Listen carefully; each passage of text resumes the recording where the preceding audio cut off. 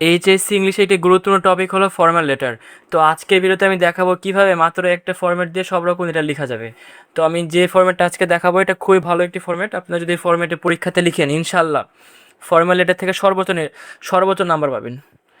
আর এই ফরম্যাটটা খুবই সুন্দরভাবে বানানো আছে, তাই যেভাবে প্রশ্ন আসবে কেন ফরম্যাটের থেকে এই একটা ফরম্যাটে দিয়ে সব রকম লেটারই লেখা যাবে। তো কীভাবে এটা লিখতে হবে আমি আপনাদেরকে দেখিয়ে দিচ্ছি। লেটারের শুরুতে প্রথমে তারিখ দিতে হবে, এরপরে দি প্রিন্সিপাল, এরপরে এখানে আপনারা আপনাদের কলেজ দিবেন বা পোস্টে যে কলেজটা হবে সেটা দিতে হবে। আচ্ছা, এরপরে এখানে দেবেন ঠিকানাটা, মানে কলেজ যেখানে সেই ঠিকানা।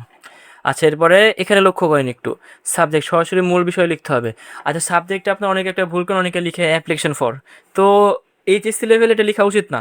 আপনারা সরাসরি সাবজেক্টে মূল বিষয়টা লিখবেন, অ্যাপ্লিকেশন ফরটা লেখার কোনো দরকার নেই। আচ্ছা, এরপরে লিখতে হবে স্যার, দেন কমা। তো একা বোঝালে আই এবং অনেক বোঝালে উই।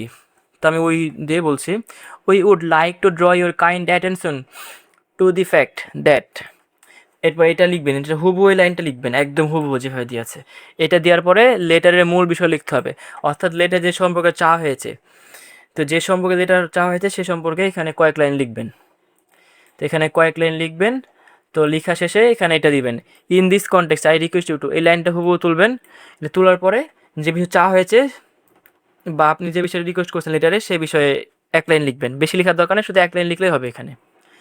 আচ্ছা, এটা লেখার পরে I therefore hope that you would please grant my appeal, খুব ওই লাইনটা দিয়ে দেবেন।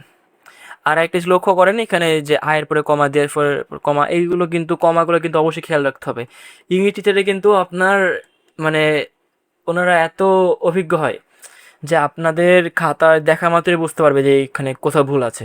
আপনি হয়তো মনে করতে পারেন যে তারা বুঝতে পারবে না, এমন না। তো ইংলিশ স্যাররা এমন হয় যে খাতায় একটু ভুল হলে তারা দেখতে পারে। তো অবশ্যই আপনার দাড়ি কমাগুলো একটু ভালোভাবে দিবেন, মানে ফুল স্টপ বা কমা যেখানে এগুলো একটু ভালোভাবে দিতে হবে। আচ্ছা, যাই হোক, এরপরে দেবেন সিনসিয়ারলি ইয়োর বা অবিডেন্টলি ইয়োরও দিতে পারেন। যাই হোক, এরপরে এখানে আপনারা দিবেন নিজের নাম, ক্লাস, রোল। তো ভিডিও এতটুকুই ছিল। আপনারা ভিডিও যেভাবে দেখালাম সেভাবেই ফলো করবেন এবং আমি যে ফরম্যাটটা দেখালাম এই ফরম্যাটে লিখলে সর্বোচ্চ নাম্বার পাবেন। তো আজকের জন্য এতটুকুই। আসসালামু আলাইকুম।